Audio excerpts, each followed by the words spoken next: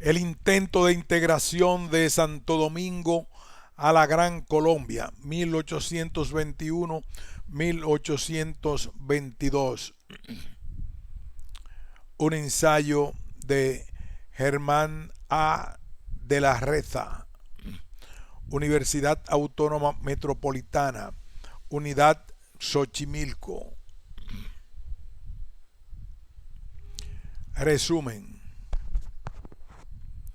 El presente artículo analiza los factores que influyeron en la decisión del Estado Haití español de integrarse a la Gran Colombia durante la breve existencia política de diciembre de 1821 a febrero de 1822.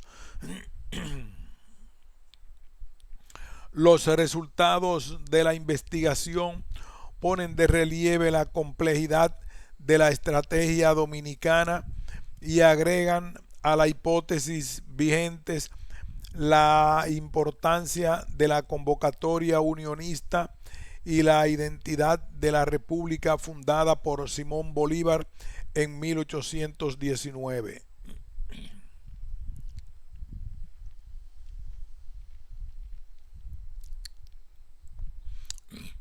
Introducción.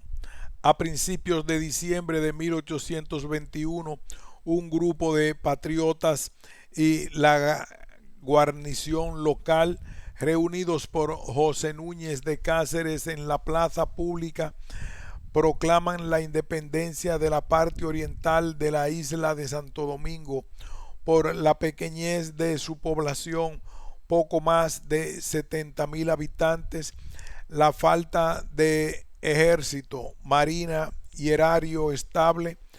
Núñez de Cáceres propone integrarlo a Colombia, Gran Colombia, república fundada por Simón Bolívar en 1819 y cuya constitución acababa de pronunciarse en agosto de 1821.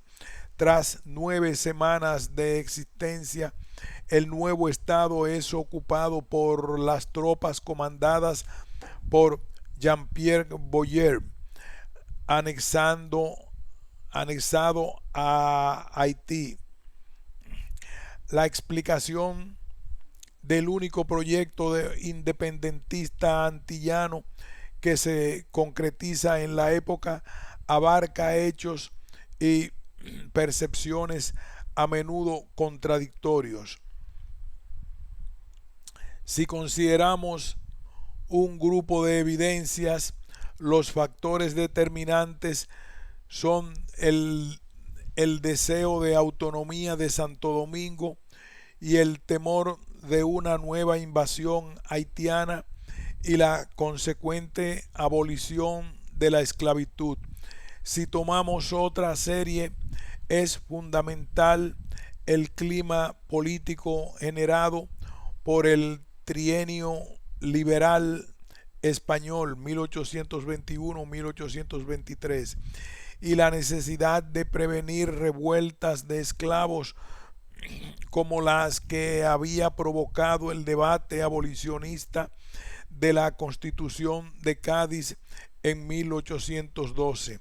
La búsqueda de integración a Colombia por su parte, se interpreta a partir de motivos derivados de los anteriores, tales como la capacidad colombiana para inhibir la amenaza de Haití, la conveniencia de una gradual erradicación de la esclavitud o incluso la preservación de la jerarquía social de los criollos. El presente artículo explora la importancia de un factor no estudiado en este contexto, la identidad y convocatoria de Colombia como unión de repúblicas separadas, Nueva Granada y Venezuela, a la cual se incorpora Panamá en noviembre de 1821 y Quito lo hará en mayo de 1822. Para evidenciar el contexto y los significados de ese factor, el artículo ha sido estructurado en 5 secciones. Las primeras 3 refieren los distintos aspectos del caso: la proclama del nuevo Estado, las gestiones ante el gobierno colombiano y las razones y objetivos de los independentistas. Las siguientes sustancian la hipótesis de la difusión unionista en tierra firme y en las Antillas, un objeto importante para el primer medio siglo de independencia. El artículo comprende 2 series cronológicas: por un lado el proceso independentista dominicano y por otro la construcción de Colombia entre agosto de 1821, promulgación de la Constitución de Cúcuta, y mayo de 1822, batalla de Pichincha. Las conclusiones del trabajo refrendan la complejidad de la estrategia dominicana y su sensibilidad hacia la convocatoria unionista. La independencia efímera. Durante 3 siglos de régimen colonial, la española, el primer asentamiento español en América, había sido punto de partida de exploraciones y conquistas de tierra firme, centro militar de importancia, albergue de bucaneros y filibusteros y blanco de ocupaciones, invasiones y cambios de soberanía. El Tratado de Ryswick de 1697 otorga 1/3 de la isla a Francia, y el Tratado de Basilea de 1795 la cede íntegramente a cambio de la devolución a España de los territorios al sur de los Pirineos. Apenas un lustro después, Santo Domingo es ocupado por el prócer haitiano François Toussaint Louverture, quien declara en su primer acto público la libertad irrestricta de los esclavos de toda la isla. Enseguida Toussaint Louverture regresa a Haití para hacer frente a la escuadra comandada por el general francés Charles Leclerc. Es derrotado y encerrado en un castillo de las montañas del Jura en Francia. Su sucesor, Jean-Jacques Dessalines, logra vencer a las fuerzas de Bonaparte y en 1804 proclama la independencia de la parte occidental de la isla. La porción española se mantiene bajo soberanía francesa hasta noviembre de 1808, cuando los dominicanos triunfan en la batalla de Palo Hincado y devuelven Santo Domingo a la administración española. Entre 1820 y 1821, independentistas y autonomistas dominicanos buscan romper el orden colonial español al calor de las luchas continentales y su progresivo éxito. El 30 de noviembre de 1821 triunfa la revuelta comandada por Núñez de Cáceres, y el 1 de diciembre se proclama el Estado independiente de Haití español, incorporado a Colombia. Su presidente interino, el mismo Núñez de Cáceres, es conocido abogado y docente de la Universidad de Santo Domingo, a la sazón auditor de guerra y editor del periódico El Duende. La primera noche de la independencia efímera, como se conoce este episodio, los edificios gubernamentales izan el pabellón colombiano portando 5 estrellas por los departamentos dominicanos. La Declaratoria de Independencia del Pueblo Dominicano, documento que explica el fin de 328 años de ignominioso pupilaje y la unión de Colombia, es firmada por el presidente Juan Vicente Moscoso, Antonio Martínez Valdés, Juan Nepomuceno de Arredondo, Juan Ruiz, Vicente Mancebo y Manuel Carvajal Núñez de Cáceres, 1821. Solo este último, de formación militar, no es intelectual como el resto del grupo revolucionario.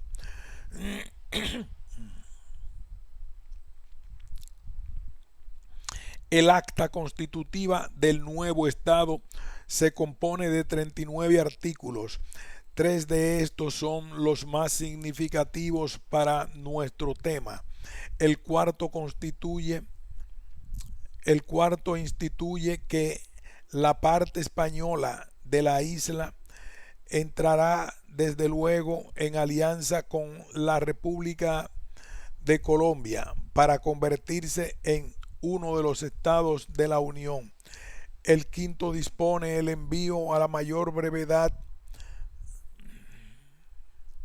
posible un diputado a Bogotá para entrevistarse con Bolívar a fin de comunicarle los recientes sucesos y solicitarle la Constitución colombiana para, con su previo examen y conocimiento, dar esta parte española acto de accesión. El artículo sexto busca dirimir las relaciones con Haití mediante un tratado de amistad, comercio y alianza para la común defensa y seguridad de ambos territorios. La independencia efímera ocasiona solo una baja. Orgulloso de ese cariz, Núñez de Cáceres lo comunica al gobernador español de Santiago de Cuba el 18 de diciembre.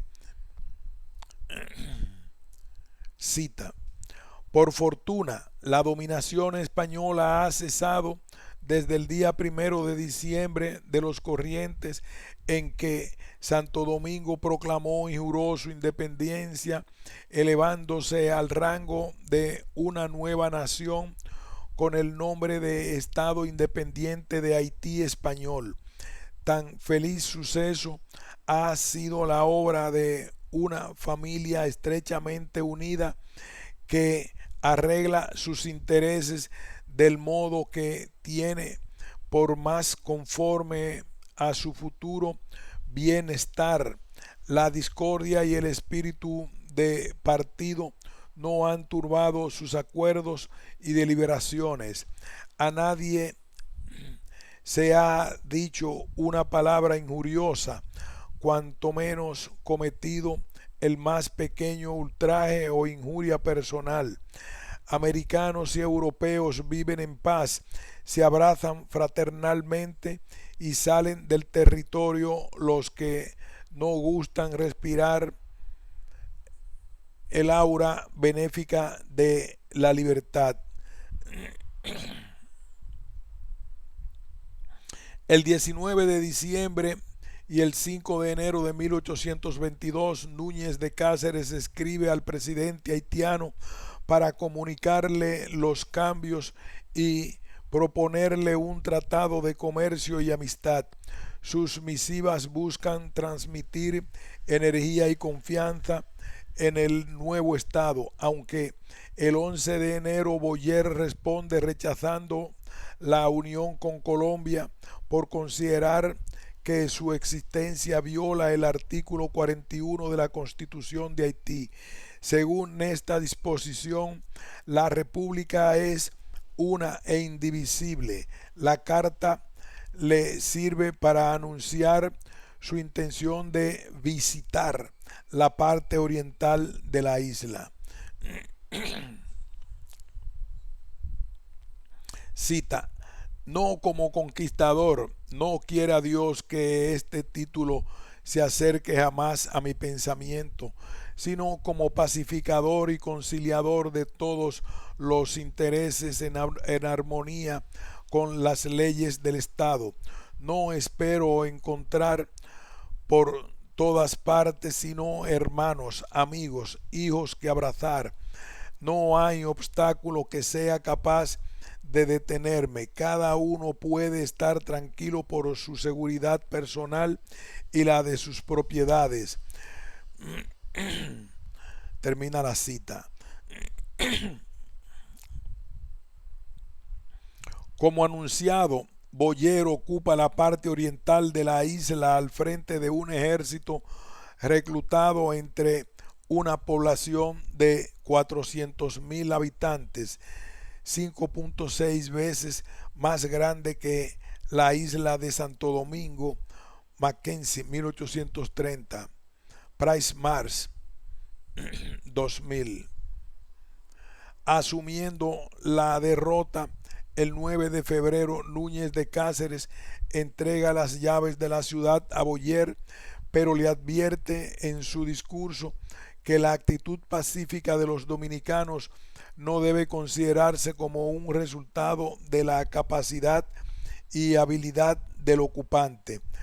Con todo, se dice esperanzado de que Boyer no abrigue ambiciones de conquistador, sino más bien sea un padre, hermano y amigo.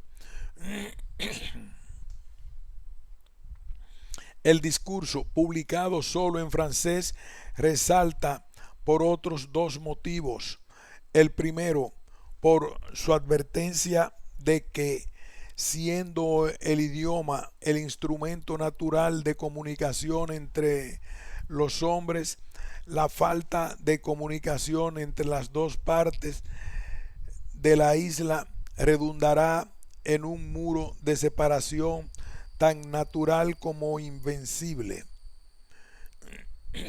La observación traduce así su convicción del carácter inevitable de la lucha por la independencia, presente en las estrofas que en 1809 él había dedicado a la victoria dominicana en Palo Hincado. El segundo, la aclaración de que la adhesión a Colombia no lo es a un país determinado, sino a una denominación general de la independencia de las Américas, de la América española, en señal de gratitud al gran hombre que realizó el descubrimiento de un mundo desconocido de los antiguos. El párrafo contradice las disposiciones del artículo 4 del acta, quizá porque Núñez de Cáceres desea encubrir las gestiones de Pineda y espera noticias de un momento a otro, pero Colombia nunca responde y Santo Domingo entra a formar parte del Haití por 22 años. Los historiadores interpretan el fracaso dominicano de varias maneras. Para unos es consecuencia de los errores de Núñez de Cáceres, en particular la unión a Colombia y el mantenimiento del régimen esclavista. Para otros, el resultado del vacío social que lo rodea, pues nadie hizo nada para evitar la creación del Haití español y nadie hizo nada para apoyarla. Bosch, 1970. Una variante de esta conjetura señala que la conciencia dominicana tiene un desarrollo tardío. Esta hipótesis en su conjunto debe tomarse con prudencia, como veremos más adelante. El temor de las exacciones haitianas en caso de oponerse a su ocupación tenía bases reales Quizá el verdadero e inevitable error de los patriotas dominicanos fue la independencia misma. La declaratoria proporciona a Boyer la oportunidad de unificar la isla, erradicar la esclavitud en Santo Domingo, proteger a Haití de la amenaza externa o una combinación de estos objetivos.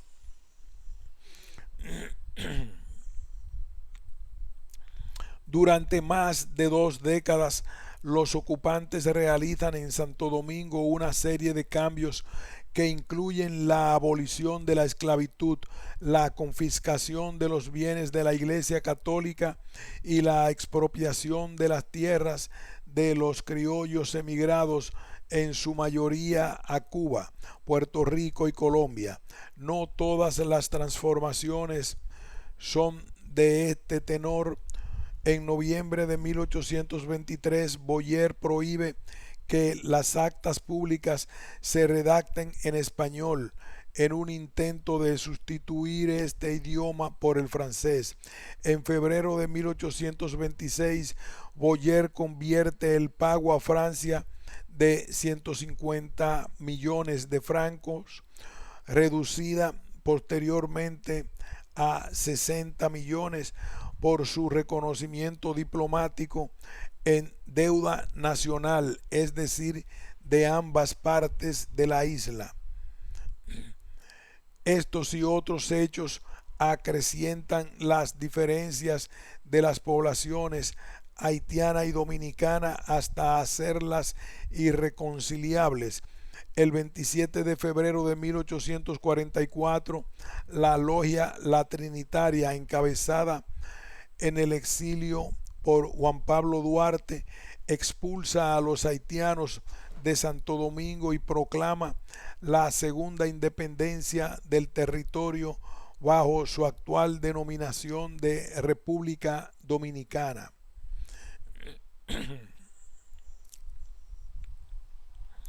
Las gestiones de Pineda. Volvamos a finales de 1822, cuando se preparaba la embajada dominicana ante el gobierno de Colombia para esa tarea delicada y crucial para el Estado Nuevo. Se elige a Antonio María Pineda, un destacado médico canario con amplia experiencia en Venezuela. Pineda, quien acaba de fundar el Telégrafo Constitucional, parte a tierra firme, pero a su paso por Curazao se entera de que Bolívar está de viaje. Aunque el hecho no está documentado, es posible que llegara a entrevistarse con Francisco de Paula Santander, el encargado del Poder Ejecutivo colombiano, o con Pedro Gual, el canciller. La respuesta de los colombianos no pudo ser alentadora en este caso. En su carta del 9 de febrero enviada desde Popayán, Bolívar ya se había expresado a Santander su alegría por la independencia dominicana, aunque también mencionada su falta de recursos. La misiva de Bolívar coincide con la defunción de la independencia efímera. Su retraso se explica por los tiempos que toma la noticia en llegar a tierra firme, un aspecto que es significativo para las cronologías de la época. Recién el 27 de enero, la Gaceta de Colombia, órgano oficial del gobierno de Colombia, publica la nota del coronel Francisco Delgado, gobernador de Maracaibo, en la cual informa que Santo Domingo se ha declarado libre e independiente del gobierno de España, agregándose y reconociendo al de Colombia. Enseguida señala la llegada a Curazao de una misión de la Junta Gubernativa de la expresada isla a tratar con el gobierno de Colombia y concluye con el anuncio de que Haití ha ofrecido a Santo Domingo toda clase de protección y auxilio. El último punto posiblemente se origine en las seguridades que da el coronel Fremont a título personal a Núñez de Cáceres durante su paso por Santo Domingo, o Delgado confunde el ofrecimiento dominicano del tratado con una propuesta de Boyer. De cualquier forma, representa en sí misma un obstáculo a la prevención de un ataque a Santo Domingo. Bolívar pudo haber actuado de otra manera. Varios historiadores dominicanos han criticado la falta de compromiso de Colombia. Sin embargo, los recursos de Bolívar eran verdaderamente limitados en la víspera de la liberación de la antigua Audiencia de Quito. Vale decir, de completar la independencia de Colombia. El 2 de enero de 1822, Bolívar ordena al general Antonio José de Sucre el traslado de varios buques y 2.500 efectivos a Guayaquil. Apreciando que no es suficiente, determina el mismo destino para la división Torres, compuesta de 2.000 soldados, y permanece en Popayán hasta que el 8 de marzo, preparando la ofensiva contra el ejército realista y las guerrillas lugareñas. El 24 de mayo tiene lugar la batalla de Pichincha, sellando la independencia de Ecuador y su incorporación a Colombia. Estos hechos pronto se encadenan a otros en una cronología imparable. El 26 de julio, Bolívar se entrevista con José de San Martín en Guayaquil, y los siguientes 4 años la lucha por la independencia se concentra en el Alto y Bajo Perú.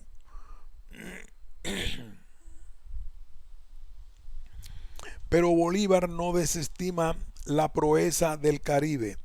En honor a la independencia dominicana, el general más cercano a su persona, Sucre, instruye al gobernador de Cuenca que publique un bando saludando la buena nueva con un repique general de campanas y la iluminación de la ciudad por 3 noches consecutivas. No se trata de una celebración de circunstancia. Además de saludar al país hermano, busca desmoralizar a las tropas españolas días antes de la batalla de Pichincha. Con todo, es difícil no estar de acuerdo con los historiadores dominicanos en un punto. Aunque el gobierno colombiano no tuviera los medios para sostener las iniciativas en el Caribe, bien pudo intervenir a nivel diplomático para atenuar los efectos de la ocupación haitiana.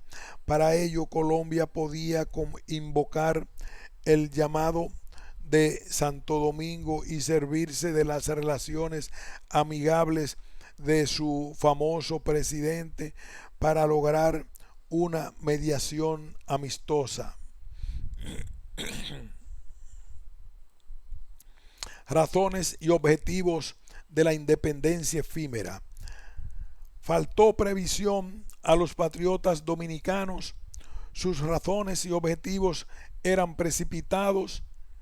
En la superficie, la declaratoria de Santo Domingo expresa una búsqueda de liberación similar a la de Tierra Firme, si bien varios de sus objetivos se revisten de características propiamente antillanas.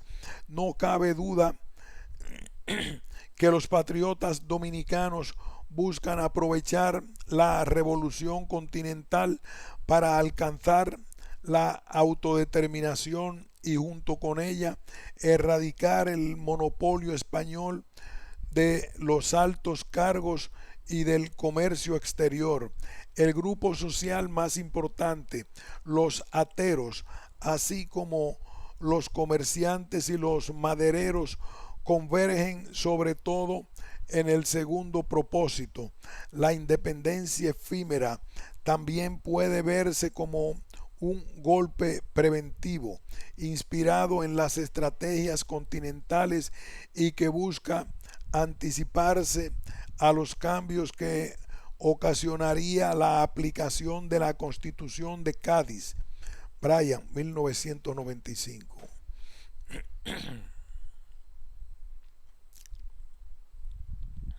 Entre los motivos específicos destaca el temor a las revueltas de esclavos, aprehensión fundada en las rebeliones de 1812, así como el proceso migratorio que entre 1783 y 1819 reduce la población de Santo Domingo en aproximadamente 35 o 40% y afecta sensiblemente a las industrias azucarera y ganadera. Otro rasgo propiamente dominicano es la necesidad de precaverse frente a las nuevas invasiones haitianas. Este asunto, presentado en ocasiones como rechazo a la abolición de la esclavitud, se funda sobre todo en la memoria palpitante y viva de las ocupaciones de 1801 y 1805. En ambas ocasiones no faltaron saqueos, ajusticiamientos y matanzas, en particular en Villa de Moca, conocida como el Degüello. Para evitar su rendición, el oficial del ejército español Pablo Morillo había solicitado en 1816 al presidente Petion la no autorización de expediciones contra las posesiones españolas. Sebastián Kinderland repite la iniciativa en 1820, esta vez ante el presidente Boyer, reclamándole por las nuevas agresiones a Santo Domingo, incluso violaciones a la soberanía dominicana.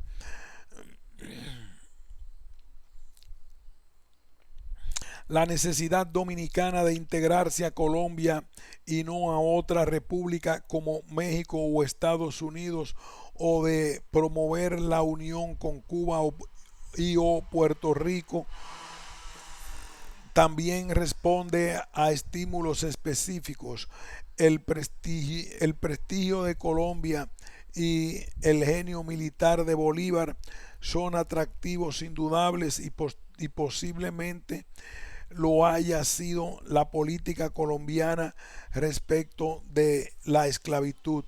Su ley de manumisión del 21 de julio de 1821 proponía el gradual desmantelamiento de ese sistema, o como se dice en la época, buscaba ser generosos con los esclavos sin dejar de serlo con los amos.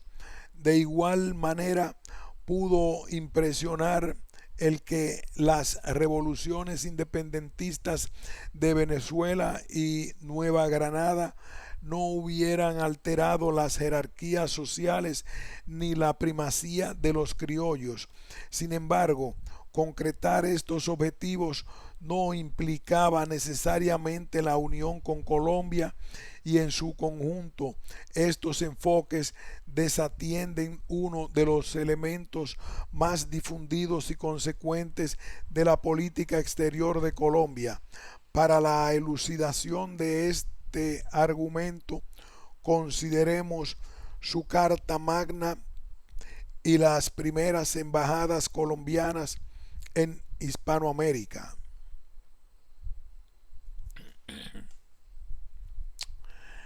La convocatoria unionista de Colombia.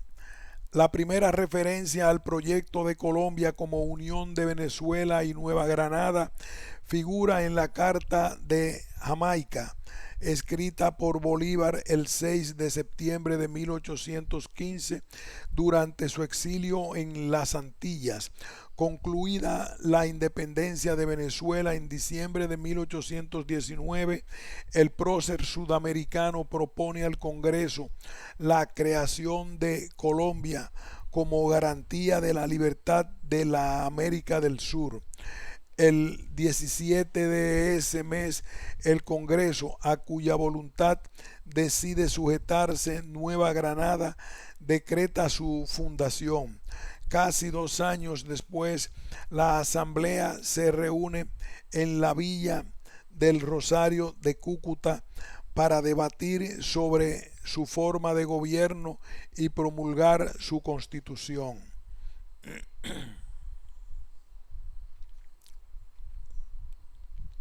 Aunque el régimen centralista es rechazado vigorosamente por los federalistas, el Partido Bolivariano consigue su aprobación. Colombia adopta como régimen la República Unitaria, dividida en departamentos. Obsérvese que la preferencia bolivariana por el centralismo no implica el rechazo al sistema federal. Bolívar lo impugna cuando se trata del ordenamiento interno de las repúblicas, pero adopta una variante confederal para unirlas exteriormente.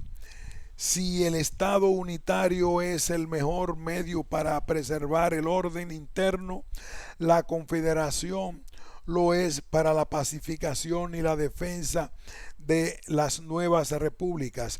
Luego de este debate y su desenlace, la Constitución de Cúcuta, difundida a través de la Gaceta de Colombia el 6 de septiembre de 1821, describe al nuevo país como la unión de repúblicas separadas.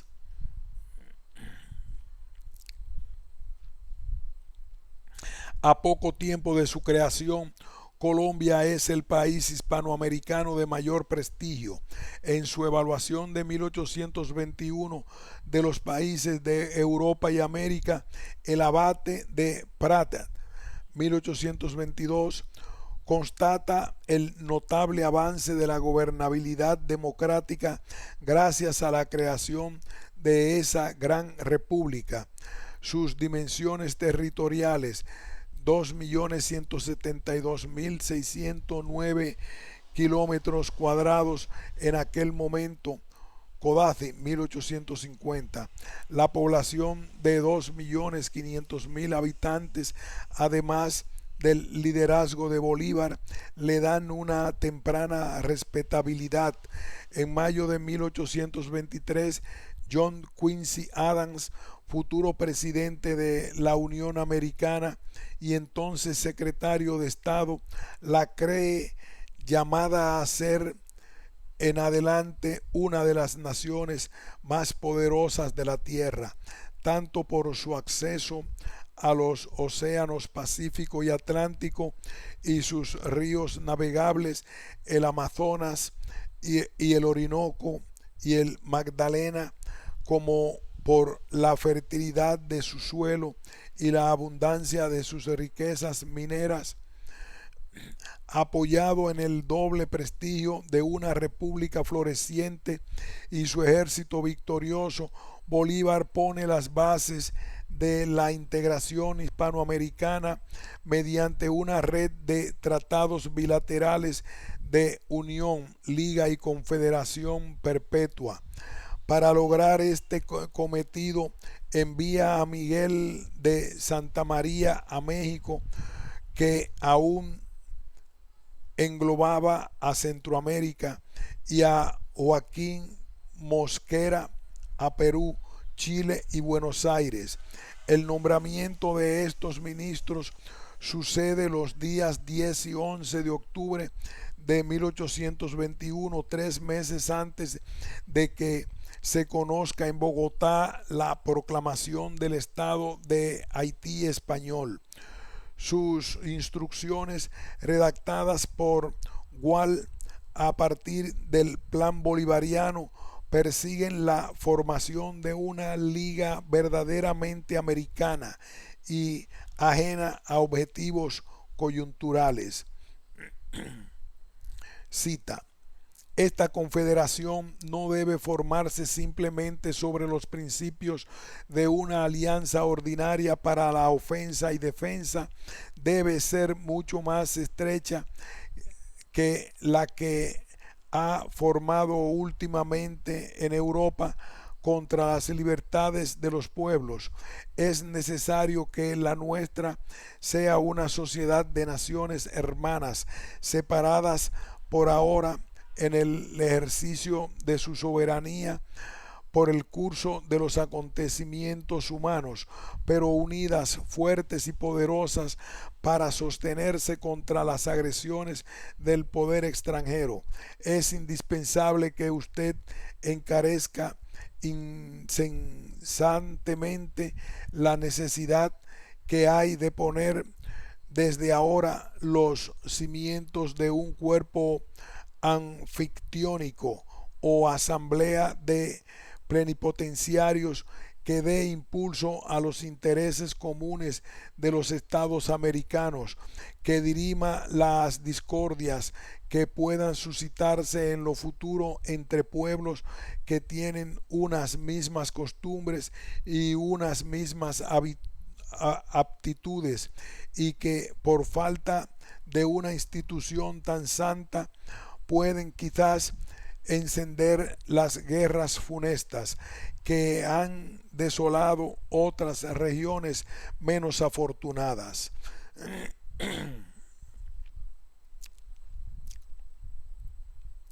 El término Sociedad de Naciones Hermanas abarca a la América antes española. No se limita a las repúblicas continentales, destino de los emisarios de Bolívar. También plantea la liberación de Cuba y Puerto Rico, para lo cual se coaliga con México e inscribe este objetivo en la agenda del Congreso Anfictiónico de Panamá, hecho significativo. Ninguno de los documentos preparatorios de la Liga Americana menciona a Santo Domingo, si no es como parte de Haití, y en la mayoría de los casos para proponer una política común hacia ese país. El presidente James Monroe, reticente a lo que tiene que ver con la República Negra, el 3 de enero de 1823 se refiere al sistema representativo y a la unidad de la isla en términos relativamente neutros, y cuando trata del comercio bilateral señala que su fomento continuará siendo el objeto de su gobierno. Estamos ante el total olvido de la población hispanoamericana de Santo Domingo. Son pocas las referencias explícitas sobre este asunto. Una de ellas figura en el comunicado de un embajador estadounidense en Francia, James Brown, remitida en agosto de 1824 con ocasión de las negociaciones de Haití para lograr el reconocimiento de su antigua metrópoli y otras potencias europeas. Según Brown, cita: la anexión de la parte española de Santo Domingo aumentó la dificultad de celebrar cualquier tratado por el cual fuese reconocida la independencia de Haití, pues semejante medida hubiera podido ser considerada como una desviación de los principios de la Santa Alianza. No es la única sanción a la unificación forzada de la isla. Haití comparte con los países de América el régimen republicano y su especificidad cultural no puede ser vista como un obstáculo para participar en el Congreso de Panamá, sobre todo después de que el gobierno colombiano convida a Estados Unidos, Brasil y Gran Bretaña. Sin embargo, Haití no es reconocido por ningún país del continente, ni recibe invitación para ese evento. Es probable que la anexión de Santo Domingo influyera en lo que se ha descrito como la necesidad colombiana de rehuir una alianza provechosa durante la guerra, pero dañina para su consolidación internacional. Gutiérrez, 2011. Iniciativas similares en Cuba y Puerto Rico. La convocatoria colombiana también llega a las otras islas de las Antillas Españolas.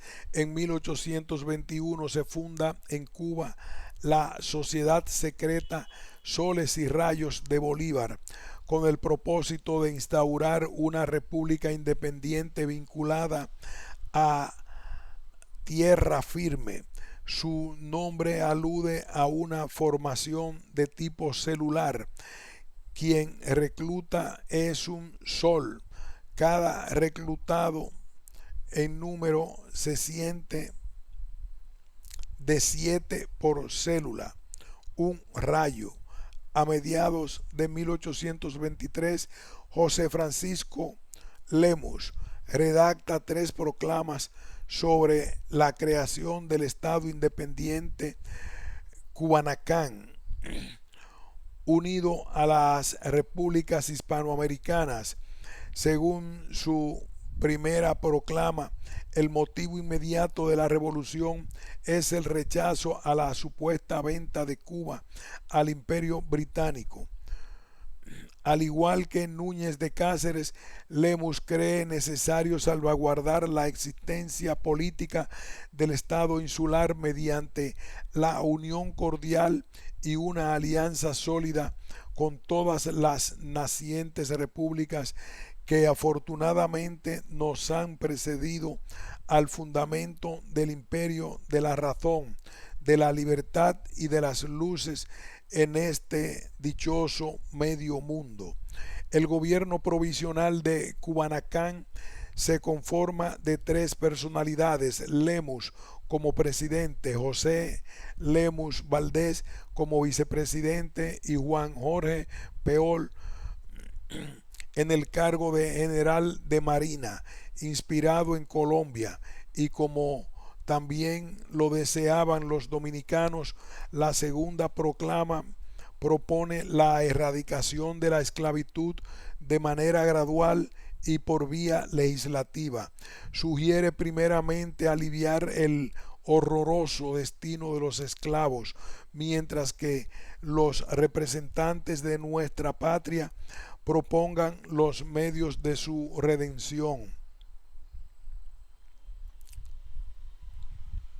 La iniciativa cubana fracasa el 18 de agosto de 1823 cuando es denunciada por un oficial de la imprenta, donde se estaban tirando furtivamente las proclamas revolucionarias, según difunde la prensa en la época.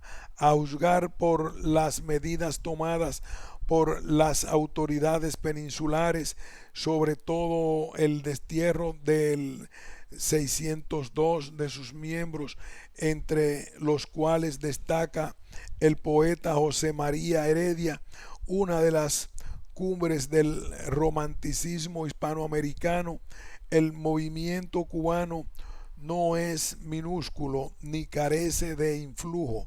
Se trata de una sociedad secreta que dejará huella en la región, perceptible en la creación, sobre todo en la Trinitaria, la sociedad encargada de la emancipación dominicana en 1844, Troncoso, 1975. El vínculo con Colombia no es exclusivamente ideológico. El contacto directo lo realizan los colombianos de la logia José Fernández Madrid y Juan Jorge Peoli, además del haitiano Sever Courtois, oficial de la Marina colombiana, y el propio Lemus, coronel del mismo ejército. El espionaje colombiano en la isla tiene un grado de eficiencia notable y está muy presente en ello la mano patriota cubana. Venegas, 2008. El roce de los cubanos con los movimientos de tierra firme, que también incluyen a las logias mexicanas, colabora en la gradual maduración política de la isla, proceso que en 1823 hace temer a John Quincy Adams que la autoridad española no podrá ser conservada por mucho tiempo en este territorio. Similar convencimiento muestran los gobiernos de Colombia y México, los cuales logran constituir su escuadra de buques y cañones en 1823. A principios de 1824, el embajador español en Estados Unidos, Hilario de Rivas, conocedor de la cooperación colombo-mexicana y del progreso de su flota, vaticina el inminente triunfo de los hispanoamericanos. Venegas, 2008. El 17 de marzo de 1826, México y Colombia renuevan su cooperación mediante un plan de operaciones para la escuadra combinada. Para entonces, el gobierno de Estados Unidos está decidido a impedir la liberación de Cuba y propone a los hispanoamericanos que dejen a Cuba y Puerto Rico en manos españolas a cambio de que la antigua metrópoli conceda una tregua indefinida. Esta propuesta, para la cual el Departamento de Estado involucra la mediación de Rusia, es calificada por el presidente mexicano Guadalupe Victoria de traición a la causa americana, pues pretende garantizar a España una posesión que le daría los medios de perpetuar una influencia incompatible con la tranquilidad y aún la seguridad de las otras repúblicas. El enojo de Victoria se comprende mejor si se atiende el hecho de que la corta ventaja en buques y cañones que había logrado la escuadra colombo-mexicana en 1825 se revierte con la oposición estadounidense y la presencia de la flota francesa, claramente superior a la hispanoamericana. El tercer intento de integración a tierra firme, menos conocido pero igualmente significativo, se realiza en Puerto Rico en 1823, cuando el general Antonio Valero de Bernabé, antiguo jefe del Estado Mayor mexicano, traba amistad con los miembros de la logia Soles y Rayos de Bolívar y desarrolla con ellos un plan para la independencia de Puerto Rico. El objetivo es la independencia de la isla y su incorporación a Colombia bajo la denominación de Estado Independiente Borinquen. El paralelo con el Estado de Haití español es flagrante, incluso en lo que atañe a su desenlace. Para obtener el apoyo de Bolívar, Valero parte de Colombia junto con otros patriotas antillanos llegados a destino. Se ven obligados a postergar la expedición cuando Santander les comunica las prioridades del ejército colombiano llevado por Bolívar a Perú. Valero se alista entonces en el ejército bolivariano con el rango de general de brigada. Participa en las batallas de Ayacucho el 9 de diciembre de 1824 y a su término busca revivir el plan puertorriqueño.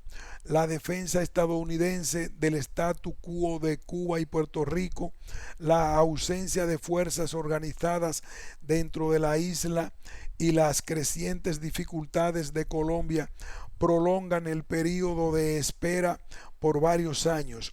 Cuando Bolívar fallece en 1830 y ese mismo año Colombia se fracciona en 3 estados, Valero desiste definitivamente de la empresa. Las similitudes de los proyectos independentistas en Santo Domingo, Cuba y Puerto Rico expresan la relativa equivalencia de su condición insular, la conciencia de su mayor vulnerabilidad, la consecuente búsqueda de apoyo de las repúblicas hermanas, su composición étnica hispanoafricana y la difícil contención de la población afroantillana. Estas similitudes a veces generan procesos sincrónicos. Durante el debate constitucional de Cádiz, los diferentes de una misma oleada de inestabilidad, los proyectos abolicionistas estimulan las revueltas de los esclavos en las 3 islas, lo cual debe verse como 3 ecos diferentes de una misma oleada de inestabilidad. A manera de conclusión, a pesar de la relativa indiferencia de Colombia, la independencia efímera representó su más clara oportunidad de ampliación al Caribe, mucho más practicable que la proyectada expedición a Cuba y Puerto Rico. La ocupación haitiana poco después de la proclamación y una serie de factores coadyuvantes como la falta de coordinación con las fuerzas de tierra firme y la avasalladora superioridad del ejército comandado por Boyer pusieron de manifiesto su falta de oportunidad y el carácter globalmente utópico del proyecto. Sin embargo, el hecho permite replantear la convocatoria unionista colombiana desde la perspectiva de la isla cuya configuración política y social era la más compleja e incierta de las Antillas españolas.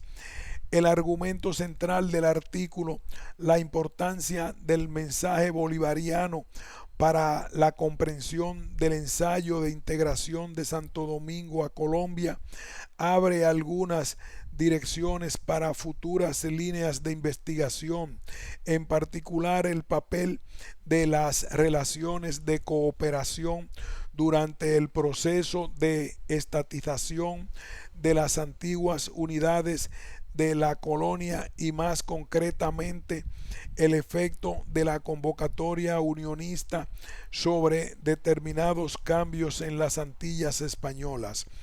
Sin duda, la difusión del unionismo no ensombrece ni menoscaba otras motivaciones u objetivos dominicanos, más bien subraya el carácter compuesto y múltiple de su toma de decisiones.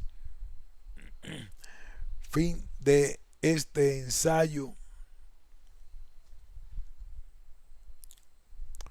sobre la independencia efímera de República Dominicana.